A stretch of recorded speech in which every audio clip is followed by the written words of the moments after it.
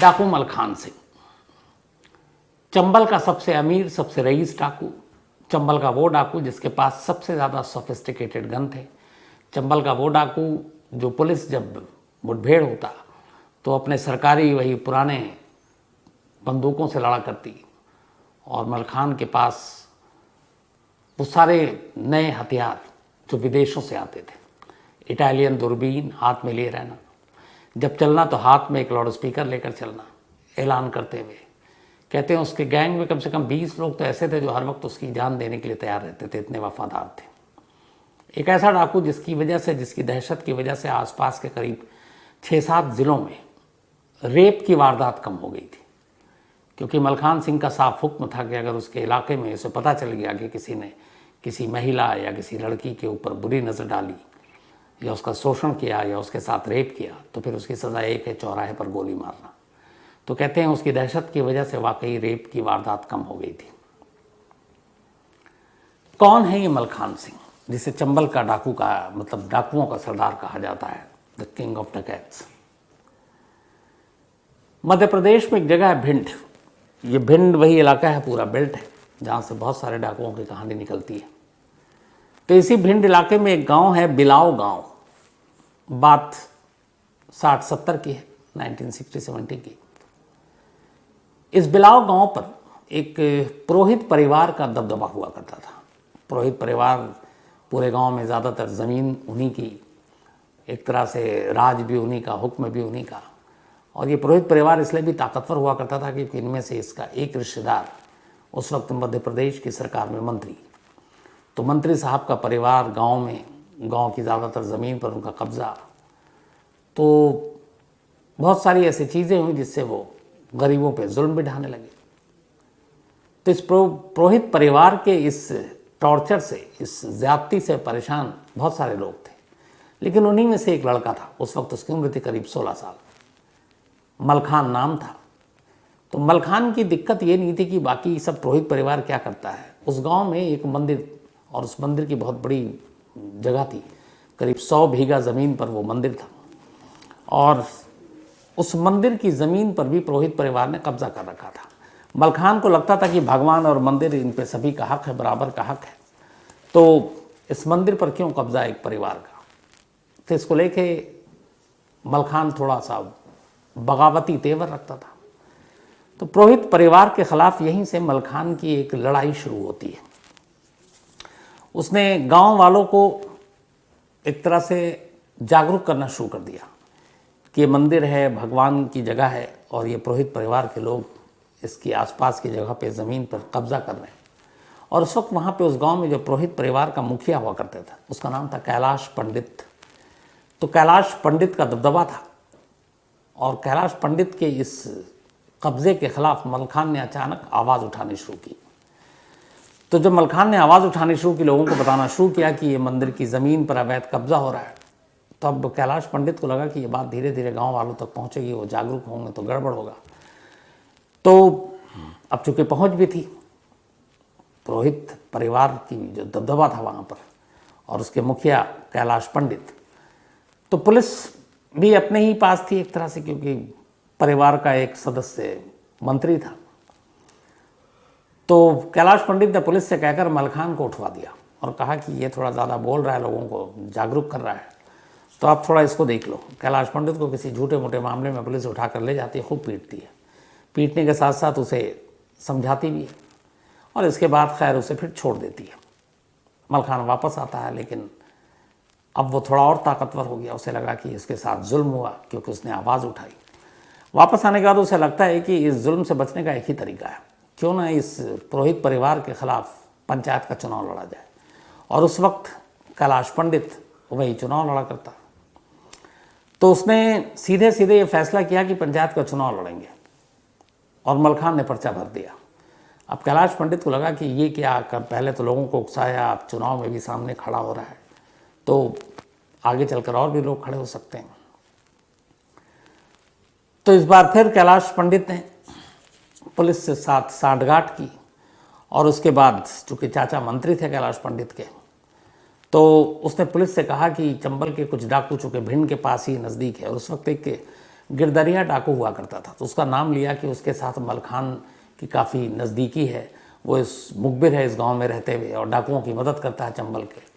तो ये झूठा एक केस बनाया, फिर से पुलिस आई, फिर से मलखान को उठाकर ले गई, फिर खूब पीटा वीटा, कुछ दिन था वो जेल में रहा। अब इसके बाद मलखान के घर पे इस दौरान में छापे वापे भी मारे गए, क्योंकि डाकुओं के साथ रिश्तेदारी की बात कर दी थी कैलाश पंडित ने। अब इन सारी चीज़ों के बाद जब वो वापस आया तो अभी वो सोच ही रहा था कि इसी दौरान में कैलाश पंडित को ये बर्दाश्त नहीं था कि वो बाहर आए। उसने फिर पुलिस से साठगांठ की और एक अपने ही रिश्तेदार के कत्ल का इल्ज़ाम, पहली बार मर्डर का, मलखान पर लगा दिया। पुलिस एक मर्डर के इल्ज़ाम में पहली बार मलखान को पकड़ती है, जो कैलाश पंडित ने लिखवाया था। लेकिन अभी वो जेल जाता और ये सोच ही रहा होता कि तभी उसी दौरान मलखान से बदला लेने के बदले मलखान के एक दोस्त का कत्ल हो जाता है। ये बात जब मलखान को पता चलती जेल में, तब मलखान को पहली बार लगता है कि अब बहुत हुआ। वो तमाम लड़ाई लड़ रहा था गांव के मंदिर और उस ज़मीन को लेकर, लेकिन अब झूठा इल्ज़ाम पे इल्ज़ाम लगता जा रहा और उसके अब दोस्त का भी कत्ल हो गया है। तो इसी के बाद मलखान ने कहा कि अब उसे अपना रास्ता बदलना पड़ेगा। वो जेल से निकलता है और निकलने के बाद अब वो कहता है कि इस पुरोहित परिवार से बदला लेना है और ये शराफत से तो होगा नहीं। अब चूंकि उसके ऊपर एक कत्ल का भी इल्ज़ाम था, तो उसमें ये भी है कि वो शायद पेशी के दौरान भागा दे वहाँ से, तो भाग के गांव भी नहीं आ सकता था। तो यूपी के अलग अलग शहरों में गया जहाँ पे कुछ रिश्तेदार रहते थे। फिर उसने अपने कुछ चचेरे भाई और कुछ दोस्तों के साथ मिलकर ये तय किया कि पुरोहित परिवार से बदला लेगा, और ख़ास तौर पर कैलाश पंडित से। और इसी के बाद उसने फिर चंबल का रुख किया। चंबल जाने के बाद इसने अपना छोटा मोटा एक गैंग बनाया। उस वक्त गैंग में ज़्यादातर इसके अपने रिश्तेदार और दोस्त थे, वो सारे नौजवान थे। और इसके बाद अब ये था कि बदला लेने के लिए तो हथियार चाहिए, हथियार कहाँ से लाए। तो चंबल जाने के बाद इन लोगों ने पहली बार किडनैपिंग, रैंसम वसूली, क्योंकि उससे पैसे कमाने थे और चंबल का ये था कि आप पकड़ यानी कि किडनैप करें। तो वहाँ किडनैपिंग शुरू कर दी। उससे कुछ पैसे आए तो हथियार खरीदे। हथियार खरीदने के बाद जब लगा कि इतने हथियार काफ़ी है, एक दिन मलखान ने अपने लोगों के साथ उसी गांव में घुसकर कैलाश पंडित, जिसकी वजह से उसे लगा था कि वो चंबल का उसको रुख करना पड़ा, वहाँ उसके ऊपर हमला कर देता है। 6 गोली लगने के बावजूद कैलाश पंडित बच जाता है, लेकिन एक दूसरा शख्स मारा जाता है। और इसके बाद अब मलखान वहाँ से निकलता है। अब उसे मालूम है कि एक ताकतवर शख्स के ऊपर हमला किया है, पुलिस ज़्यादा पीछे पड़ेगी। तब पुलिस वाकई उसके पीछे पड़ गई। एक मंत्री के रिश्तेदार पे गोली चली थी, एक शख्स मरा था। तब इसके बाद पुलिस लगातार मलखान को ढूंढ रही थी और मलखान के पास अब और कहीं जाने का रास्ता था नहीं। तब उसने कहा कि परमानेंट चंबल यानी बीहड़ को ही अपना ठिकाना बना लें। लेकिन उसे लगा कि ये सिर्फ मामूली हथियारों के बल पर वो यहाँ पे राज नहीं कर सकता। अब उसने इसके बाद आनन फानन में बहुत सारी किडनैपिंग शुरू कर दी। कहते हैं कि चंबल के इतिहास में इतने कम वक्त में किसी डाकू ने इतनी किडनैपिंग नहीं की होगी, बहुत सारे डाकुओं के गैंग ने मिलकर, जो अकेले मलखान ने कम वक्त में कर दिया, क्योंकि उसे पैसा चाहिए था और उसे ये बात पता थी कि उसका अभी तक मेन दुश्मन बाकी है और ये बात उसे बहुत एक तरह से गुस्सा दिला रहा था। तो उसने बहुत सारे किडनैपिंग कर डाले और कहते हैं उससे लाखों रुपए कमाए। और अब तक उसकी अब टीम जो है करीब 100 लोगों की टीम हो गई थी। चंबल में बड़े कम डाकू ऐसे हुए जिनकी 90-100 लोगों की टीम हो। तो उसने कम से कम 90-100 लोगों की टीम बना ली।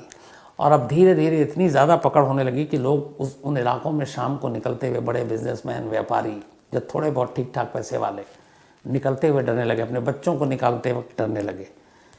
तो एक साथ 3 स्टेट, मध्य प्रदेश, राजस्थान और यूपी में अब मलखान का दबदबा हो गया था।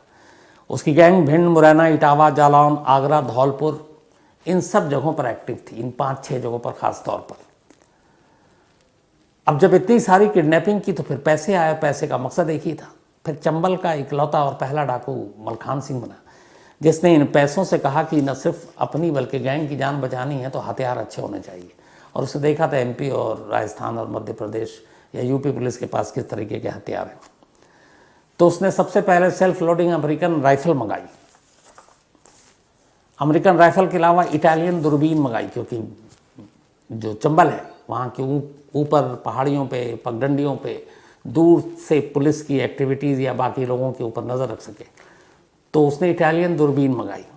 इसके अलावा उसके पास AK-47 कार्बाइन जैसे हथियार थे, और इधर पुलिस के पास वही पुराने बाबा आदम के ज़माने के हथियार थे। 3 हथियारों के आने के बाद अचानक मलखान का हौसला, मलखान के गैंग का हौसला बढ़ा, और ये लोग अब बहुत ताकतवर हो गए। अब जैसे जैसे वो ताकतवर हो गए, मलखान का हर तरफ नाम होने लगा। तो उस वक्त भी चंबल में और भी बहुत सारे अलग अलग गैंग एक्टिव थे डाकुओं का। तो उन्हें जलन होने लगी मलखान से कि हम भी चंबल में हैं, लेकिन ये अभी अचानक आया और ये इतना बड़ा नाम हो गया, इसके लोगों से अब डरते हैं लोग नाम से और पैसे देते हैं। तो कहते हैं कई बार आपस में डाकुओं की ही मुठभेड़ हो गई, मलखान गैंग और दूसरे डाकुओं से। लेकिन इस दौरान में हुआ ये कि मलखान ने अपने गैंग को एक साफ हुक्म दे रखा था कि चंबल के अंदर जितने भी बागी हैं, डाकुओं को वहाँ बागी ही कहते हैं, मलखान खुद को बागी कहलाना पसंद करता था, उसे कोई डाकू कहे तो गुस्सा आता था। तो उसने कहा जितने भी चंबल के अंदर और बागी गैंग एक्टिव हैं, अगर आमना सामना हो तो कभी उनको सर सीने पर गोली मत मारना, या तो उनके हाथ पर मारना या पैर पर मारना, मतलब उनकी जान नहीं लेनी है, क्योंकि वो हमारी तरह ही बागी हैं। तो ऐसे कई मुठभेड़ हुए, और इन मुठभेड़ों के बाद सामने वाला जो राइवल गैंग है वो घिर गया, लगभग जान जा सकती है, और उनको मौका मिले तो वो मलखान के गैंग को सीधे मार दें। लेकिन मलखान का हुक्म था, तो जितने भी राइवल गैंग थे उनके या तो हाथ या पैर पर गोली मारकर उन्हें जिंदा छोड़ दिया जाता। धीरे धीरे ये बात पूरे चंबल के बाकी गैंग तक पहुंची, और यहीं से मलखान को लेकर अब दूसरे गैंग जो अब तक उसे दुश्मन मान रहे थे, इज्जत बढ़नी शुरू हो गई कि नहीं, ये बंदा तो अपने लोगों की जान भी नहीं ले रहा, जबकि हम घिर चुके थे, मार सकता था। तो कहते हैं यही वो वक्त था जब उसको दस्यू किंग, यानी कि डाकुओं का राजा कहा जाने लगा, ये खिताब मिला। इसके बाद धीरे धीरे इनकाउंटर होने लगे, कई ऐसे, अब जब किडनैपिंग और ये ज़्यादा हो रही है, लॉ एंड ऑर्डर का इशू हो रहा है, तो मध्य प्रदेश, राजस्थान, यूपी की पुलिस फोर्स लगातार लगी हुई, फिर STF बनाई गई, लेकिन मलखान तक पहुंच नहीं बन पाई। बल्कि एक बार ऐसी एक मुठभेड़ में पुलिस के साथ एक पुलिस वाला मलखान गैंग के हाथ लग गया। बाकी इनकाउंटर के बाद सब पुलिस वाले फिर भाग गए, और मलखान के हाथ एक पुलिस वाला लग गया। और कहते हैं उस दिन दशहरे का दिन था, तो जब वो पुलिस वाला हाथ लगा तो बाकी गैंग के लोग ये थे कि ये पुलिस वाला है, इसे तो मारना ही मारना है। तो बस उस पुलिस वाले को मारने की पूरी तैयारी हो चुकी थी। तभी मलखान आता और देखता है ये पुलिस वाला है, तो वो अपने गैंग के लोगों से कहता है इसको छोड़ दो, इसको घर जाने दो। तो टीम के लोग कहते हैं कि ये एक पुलिस वाला है, इसको कैसे छोड़ सकते हैं, वो उनको मौका मिलता तब तक हम लोगों को मार देते। बोला बात तुम्हारी सही है, लेकिन ये एक पुलिस वाला है और आज दशहरा है, इसका भी घर परिवार है, बीवी बच्चे होंगे, अगर ये मर गया तो इसकी मौत की खबर सुनकर इसका पूरा परिवार मर जाएगा। तो त्यौहार का भी दिन है और इसकी एक मौत से इसके परिवार की भी मौत हो जाएगी, इसीलिए इसको छोड़ दो। कहते हैं कि वो पुलिस अफसर वहाँ से वापस उसको भेजा गया और वो अपने घर गया। घर जाने के बाद उसने अपना ट्रांसफ़र ले लिया, सिर्फ इसलिए कि कल को अगर कोई और ऐसे ही ऑपरेशन मलखान के ख़िलाफ़ चलाया जाए तो वो नहीं चाहता था कि उस ऑपरेशन का हिस्सा बने। उसके मन में मलखान के लिए कहीं ना कहीं इज्जत आ गई थी, तो उसने ट्रांसफ़र ले लिया ताकि किसी और ऐसे ऑपरेशन में कभी शामिल ना हो। लेकिन इधर अब इतने सारे केस होने लगे कि पुलिस के ऊपर भी दबाव पड़ने लगा कि मलखान को पकड़ो। लेकिन मलखान धीरे धीरे पॉपुलर भी होता जा रहा है। उस ज़माने में फूलन देवी भी फिर आगे चलकर, जब एक गांव के 22 लोगों का कत्ल किया अपनी आबरू के बदले में, तो फूलन देवी भी पहुंची वहाँ। तो फूलन देवी भी मलखान को बहुत रिस्पेक्ट देती।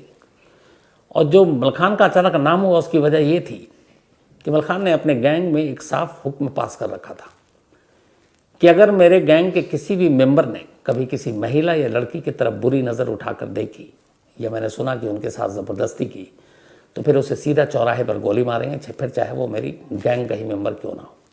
और उसके गैंग के ऐसे मेंबर थे कि जैसे 20 लोगों की ऐसी टीम थी जिसके एक इशारे पर मलखान के लिए जान दे सकते थे। तो जब भी ये बात पता चली तो चंबल के अंदर बाकी गैंग को भी पता चली, तो फूलन देवी तक की भी बात गई, तो उन लोगों की नज़र में मलखान की इज्जत और बढ़ गई।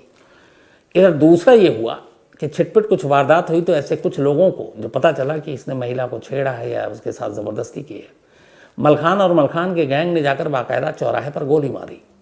ये बात जब फैली, मीडिया में आई, उस वक्त अखबारों में, तो लोगों के अंदर एक दहशत फैल गई। खासतौर पर आसपास के 5-6 जैसे मुरैना, इटावा, जालौन, आगरा, धौलपुर, ये वो इलाके थे, भिंड, यहाँ पर फिर किसी की हिम्मत नहीं होती थी कि किसी महिला की तरफ बुरी नज़र उठाकर देखें। खुद मलखान के गैंग के लोग जब निकलते और कहीं किसी गांव में किसी महिला या लड़की से आमना सामना होता, तो इस गैंग की खासियत थी वो लोग नज़रें झुका कर रखते और उन महिलाओं के पैर छूकर आगे बढ़ जाते। तो जब ये बात पता चली तो फिर कई लोगों को सज़ा दी अपने हाथों से। हालांकि वो गलत है, कानून को अपना काम करना चाहिए, लेकिन ये मलखान का हुक्म था। और उसके बाद इन इलाकों में रेप की घटनाएं कम हो गई और ख़ुद पुलिस के पास ऐसी रिपोर्टें कम आने लगी। और कहते हैं कि ये दहशत या फिर डर का असर था मलखान के, जिसकी वजह से ये रेप की वारदात कम हुई। लेकिन अब मलखान एक डाकू था, लगातार केसेस बढ़ रहे थे, पुलिस के ऊपर फोर्स था। करीब करीब 95 से ज़्यादा केसेस उसके ऊपर kidnapping, murder, attempt to murder, जबरन वसूली, इन सब के दर्ज हो चुके थे। तो अब सरकार को भी लगा कि कुछ करना चाहिए। मध्य प्रदेश, राजस्थान और यूपी तीनों ही राज्य की सरहद पे वो एक्टिव था। तीनों सरकार भी परेशान थी। उस ज़माने की उसके ऊपर इनाम भी फिर रखना पड़ा मजबूरी में, 70,000। आज के ज़माने में करीब 6-7-8 लाख रुपए होंगे, तो 70,000 रुपये इनाम भी रखा। फिर 3 स्टेट को मिलाकर पहली बार एक स्पेशल टास्क फोर्स यानी एसटीएफ बनाया गया, जो सिर्फ मलखान के लिए। इसमें यूपी, एमपी और राजस्थान की पुलिस फोर्स शामिल थी। इस स्पेशल टास्क फोर्स ने चंबल में हर जगह छान मारा मलखान को, गांव में अपने मुखबिरों के जाल बिछाए। लेकिन कहते हैं कि जो पूरा इलाका था, ख़ासतौर पर ये जो 5 इलाका बार बार आपको बता रहा हूँ मैं, इन इलाकों में मलखान के चाहने वाले बहुत थे। कोई भी मलखान के खिलाफ बोलने को तैयार नहीं था। और यही पुलिस और एसटीएफ की नाकामी थी कि मलखान की मूवमेंट, मलखान का गांव जाना, किसी शादी ब्याह में अटेंड करना, ये सारी चीज़ें होती थी, लेकिन कोई खबर देने को तैयार नहीं था और मलखान के खिलाफ कोई मुखबरी करने को भी तैयार नहीं था। तो एसटीएफ लगातार महीनों लगी रही, बहुत सारे पैसे खर्च हुए, लेकिन कोई फ़ायदा नहीं हुआ। हालांकि इसमें सेंट्रल गवर्नमेंट उस वक्त थी, उसकी भी मदद थी एसटीएफ के साथ काम करने के लिए। जिंदा या मुर्दा पकड़ने का भी ऐलान कर दिया गया, लेकिन एसटीएफ की टीम मलखान तक नहीं पहुंची। इसी दौरान अब भी जिस वजह से मलखान मलखान बना था, उसका पहला दुश्मन कैलाश पंडित, अब तक जो पहले बार गोली चली वो बच गया, वो अभी तक हाथ नहीं आया था। आखिरकार लंबे वक्त के बाद फिर एक दिन मलखान को खबर मिली कि कैलाश पंडित गांव में आया हुआ है, उसी बिलाव गांव में। इसने अपने पूरे लोगों के साथ गांव पर धावा बोला और धावा बोलने के बाद कैलाश पंडित को गोली मारी। और इस तरीके से जिस दुश्मनी के चलते वो चंबल तक पहुंचा था, उस दुश्मन को इसने मार डाला। कैलाश पंडित की मौत के बाद एमपी में फिर हड़कंप मचा, क्योंकि कैलाश पंडित एक अच्छे खासे मतलब दबंग परिवार से। तो फिर ये वो सवाल उठा पुलिस पे, प्रशासन पे। तो उस वक्त अर्जुन सिंह मध्य प्रदेश के मुख्यमंत्री हुआ करते थे। इत्तेफाक की बात है, जब भी कोई बड़ा डाकू जिसने सरेंडर किया, वो शायद एक मुहिम स्कीम ही चल रही थी, जैसे फूलन देवी, तब भी अर्जुन सिंह चीफ मिनिस्टर थे। तब कैलाश पंडित की मौत के बाद अब ये लगा कि मलखान सिंह तो इसलिए डाकू बना था, तो अब उसका मिशन तो पूरा हो गया, तो अब खत्म होना चाहिए। लेकिन उसका एक काम अब भी अधूरा रह गया था। 2 चीज़ों की वजह से उसने चंबल का रुख किया था। एक, कैलाश पंडित उस पुरोहित परिवार का वो मुखिया, जिसके आतंक की वजह से वो कई बार बेकसूर होते हुए जेल गया। और दूसरा, वो गांव का वो मंदिर 100 बीघा में जो था, जिसके ऊपर कब्जा कर रखा था, पुरोहित परिवार का कब्जा था। और मलखान चाहता था कि ज़मीन पूरे गांव वालों के हिसाब से हो, उनके लिए, मतलब ये सभी का हक हो इस पर। तो कैलाश पंडित को तो मार डाला, बदला पूरा कर लिया, लेकिन मंदिर का और ज़मीन का मसला अभी हल नहीं हुआ था। इत्तेफाक से इसी दौरान मलखान चूँकि इतना ज़्यादा चंबल का सबसे बड़ा डाकू, किंग ऑफ डाकू हो गया था, तो बहुत सारे मीडिया की भी नज़र थी। तो कुछ अखबार, उस वक्त टीवी न्यूज़ चैनल इतना था नहीं, तो कुछ अखबार के रिपोर्टर उस ज़माने में मलखान की तस्वीरें लेने, इंटरव्यू लेने के लिए अपने अपने सोर्सेस के ज़रिए चंबल पहुंचते हैं। और उसमें ख़ासतौर पर 3 जर्नलिस्ट थे। वहाँ जाकर मुलाकात की, बात की, उसके बाद वापस आते हैं, रिपोर्ट करते हैं।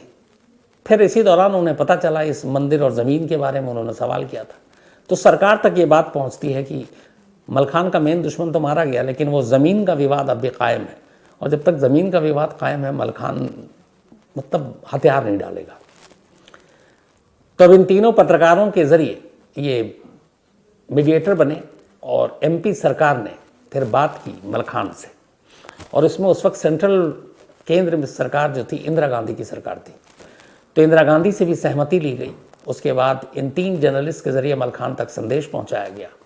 मलखान ने कहा कि ठीक है, अगर वो जो गांव की ज़मीन है, अगर वो 100 बीघा ज़मीन पुरोहित परिवार के कब्ज़े से आज़ाद करा दिया जाए तो मैं सरेंडर के बारे में सोच सकता हूँ। अच्छा, इत्तेफाक से उसी दौरान में एक एसएसपी भी आए थे, जो बहुत सारे डाकुओं का इनकाउंटर चल रहा था, और इसी दौरान में ये 3 जर्नलिस्ट सरकार से बात कर रहे थे। तो जब ये 100 बीघा ज़मीन के बारे में जो मंदिर की बात थी, और उसमें ये भी नहीं था कि मलखान चाहता था कि वो ज़मीन उसके नाम पे हो, वो चाहता था सिर्फ पुरोहित परिवार से मुक्त करा दिया जाए और उसका गांव वालों का अधिकार हो उस पर। तो इन 3 जर्नलिस्ट के ज़रिए मलखान से बातचीत होती रही। इंदिरा गांधी ने भी सहमति दे दी और आखिरकार अर्जुन सिंह ने फिर ये बात मान ली। उन्होंने सारी ज़मीन के बारे में जो तफ्तीश थी, जांच कराई और फिर पाया कि हाँ, इस पे गलत तरीके से कब्ज़ा हुआ है। तो मलखान की इस बात को कि पुरोहित परिवार के कब्ज़े से ज़मीन को छुड़ाया जाएगा, ये मैसेज दिया गया और कहा गया कि अब ये ज़मीन उनके कब्ज़े से ले लिया गया है। जब ये बात पहुंची मलखान तक, तो मलखान ने कहा कि ठीक है, मैं सरेंडर करने को तैयार हूँ। 15 जून 1982, 15 जून 1982, यही वो तारीख़ थी जो तय हुई कि मलखान अपनी पूरी गैंग के साथ वो हथियार डालेगा। इसके बाद कहते हैं उस दिन मलखान सिंह पहले माता दुर्गा की मूर्ति के सामने गया, वहाँ उसने अपने हथियार रखे, पूजा किया, और फिर एक मैदान में उसके आत्मसमर्पण का, ये सरेंडर का पूरा वो रखा गया था, जिसमें अर्जुन सिंह खुद थे मुख्यमंत्री।